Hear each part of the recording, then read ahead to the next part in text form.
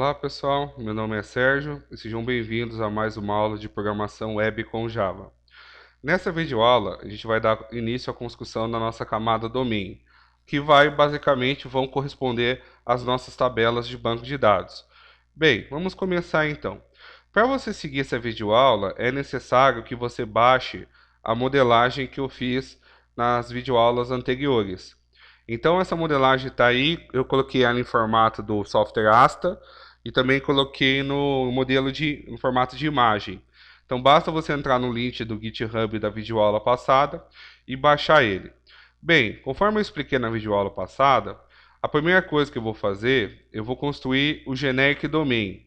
O generic domain para mim, ele vai servir como chave primária para todas as outras demais tabelas. Só que no caso, ele não vai ser uma tabela, ele só vai ser uma classe Java, aonde a chave primária depois vai ser injetada nas outras tabelas. Tá, vamos começar a construção dela então. Vamos lá no Eclipse. No Eclipse, o que você vai ter que fazer? Você vai ter que criar, dentro do pacote main Java, você vai ter que criar um outro pacote. Então eu vou clicar com o botão direito, New, Package. Aí vou criar, lembrando de digitar o site ao contrário, né? br.pro.delfino.drogaria. Vou chamar de .domain. Tem autores que chamam de entidade, alguns chamam de domain, alguns chamam de modelo. Vai do seu interesse. No caso, geralmente, a maioria dos programadores que trabalham com frameworks, objetos relacionais, acabam chamando de domain. Mas também o segundo nome mais escolhido é entidade, ou entity em inglês, vai da sua opinião. Bem, criei aqui o pacote domain. Agora eu vou ter que criar uma classe Java que corresponda a esse daqui, ó, a classe Java que corresponda a esse generic domain. Beleza, vamos fazer ele então. Botão direito aqui no domain, new class. Vou chamar ele de generic domain. Beleza, eu vou ter que construir aqui uma classe que a gente chama geralmente, a gente chama de Pojo, né? É o nome plain, old, Java, object. O Pojo, o que que ele é? Ele é uma classe que tem atributos privados, métodos get, métodos set, e aí depois eu vou adicionar as anotações do Hibernate. Então, o Pojo, inicialmente, ele precisa implementar uma interface que chama serializable. Por que isso? Ele tem que implementar as interfaces serializable porque os frameworks depois, internamente, eles tentam serializar os objetos. E aí geralmente costuma dar algum erro. Então é comum a camada domain ser toda serializada pelos frameworks. Então é bom colocar. Então aqui a gente vai escrever implements. Aí eu vou colocar S maiúsculo, Ctrl espaço. E vou procurar a palavra serializable. Essa aqui, ó. Do Java I.O. Do Java I.O. Beleza. Depois a gente vai corrigir essa marca amarela que ele está colocando aqui. Agora eu vou criar o campo. Olhando na nossa modelagem, opa, abri errado aqui. Olhando na nossa modelagem, eu vou ter que criar um campo código do tipo long. Então eu vou criar ele aqui. Private long do tipo código. Lembrando que long é o maior inteiro que o Java tem. Se não me falha a memória, o primeiro é o byte, depois é o short, depois é o int e depois é o long. É o maior inteiro que o Java suporta. Então a gente vai usar o long para tratar as nossas chaves primárias. Aí o que eu vou precisar fazer? Eu vou precisar aqui no caso estar criando métodos get e métodos set. Eu vou usar aqui o método get, lembrando, é a permissão de leitura. O método set é a permissão de escrita. Lembrando que o pré-requisito para o curso é saber teoria de orientação objeto. Então eu vou criar aqui o método get. Então tem várias formas de você criar. Uma delas você escreve get e dá Ctrl espaço. Aí já aparece aqui, ó, get código. Outra forma, eu vou mostrar depois mais para frente, tá? Para criar o set, você escreve o set, dá Ctrl espaço e aí dá um clique aqui nele, ó, set código. Ele monta já para você. Então, o que eu fiz foi fazer uma classe Java simples, que com certeza vocês já devem ter montado quando trabalharam com aplicação, por exemplo, desktop, né? É aquela famosa classe que tem atributos privados, métodos e gets e sets públicos e que implementa a interface serializable. Beleza. Só que aí vem um porém. Essa classe aqui, ela não é uma classe do Hibernate. Ela é uma classe que vai ser usada por todas as outras. Então, ou seja, ela, no caso, eu vou ter que fazer de alguma forma dizer que ela não vai corresponder a uma tabela. Como que eu faço isso? Da seguinte forma, vocês vão vir aqui, vou colocar assim, @m Ctrl espaço. Aí vocês vão pegar esse primeiro que apareceu aqui, ó, Mapped Superclass, e vão dar um clique nele. Aí ele já vai fazer o import para você. O que é isso aqui? Isso aqui na linha 7 é uma anotação para dizer que essa classe aqui ela não corresponde a uma tabela, mas que ela vai ser usada por outros para gerar tabelas. Então é para isso que serve essa anotação. Então o único que vai ter essa anotação aqui é o generic domain. É muito usado geralmente em herança essa classe aqui, porque quando você trabalha com herança no Hibernate, o que a gente não vai trabalhar, porque até o pessoal prefere mais usar composição do que herança, que é o que a gente vai usar, você geralmente pode ser que você não queira que a classe pai seja gerada como tabela. O que você faz? Você põe essa anotação, aí só a filha é gerada como tabela. É o que a gente vai fazer. Então a classe pai nunca vai ser uma tabela de verdade, ela só vai ser uma forma de eu compartilhar a chave primária. Beleza, mas como que ele sabe que esse código é chave primária? Então vamos fazer uma marcação para isso. Como? Vocês vão vir aqui, vão colocar @i maiúsculo Ctrl espaço e vão escolher @id do JavaX persistência.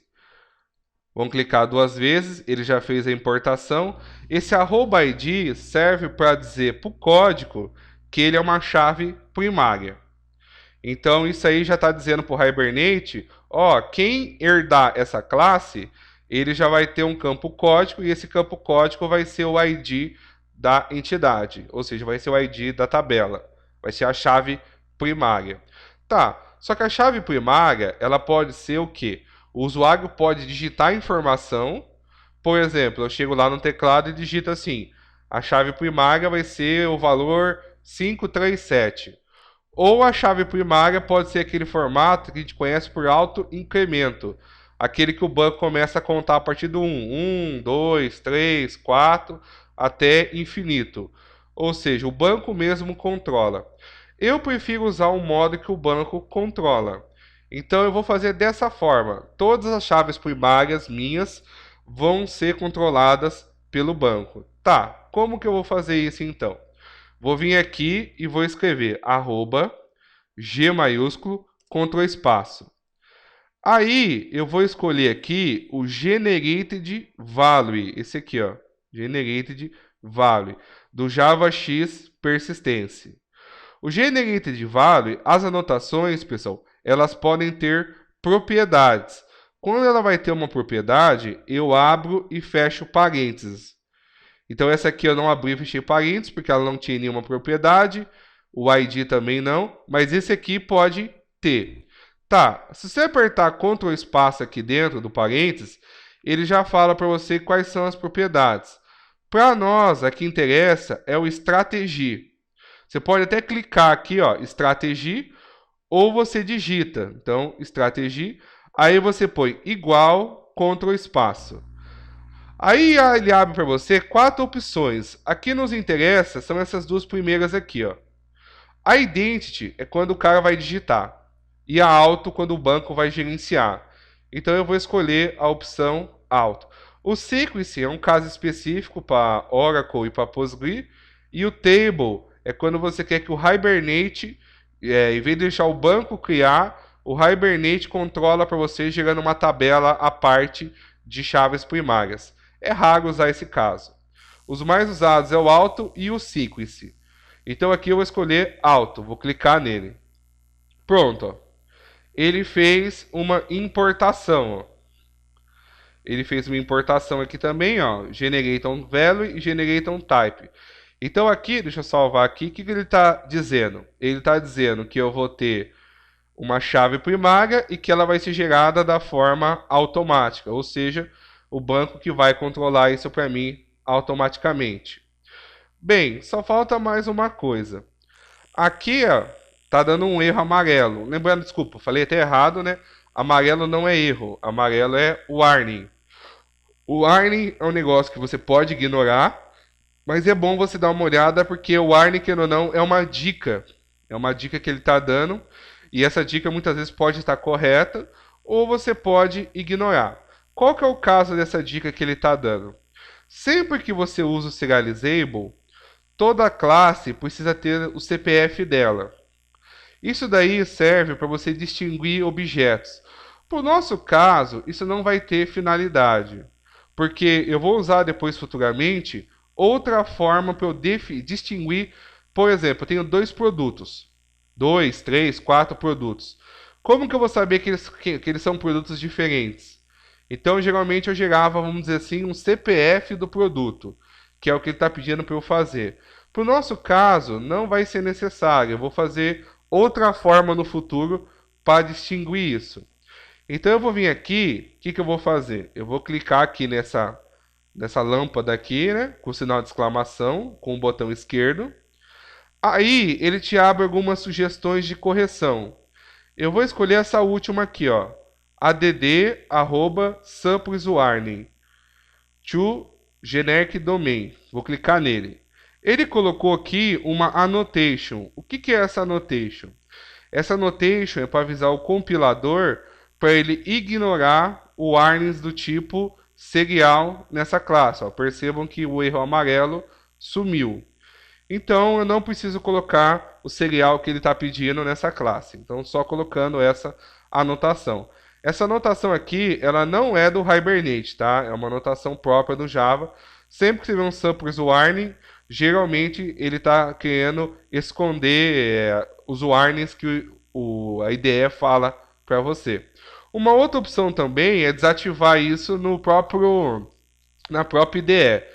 Eu não gosto de desativar na IDE porque vai que um dia eu migro do Eclipse para o NetBeans, aí o NetBeans vai começar a me avisar. Então, colocando samples warnings, independente de qual IDE você tiver, ele não vai ficar te incomodando. Então, esses samples warnings vai aparecer várias vezes aí durante o andar do curso.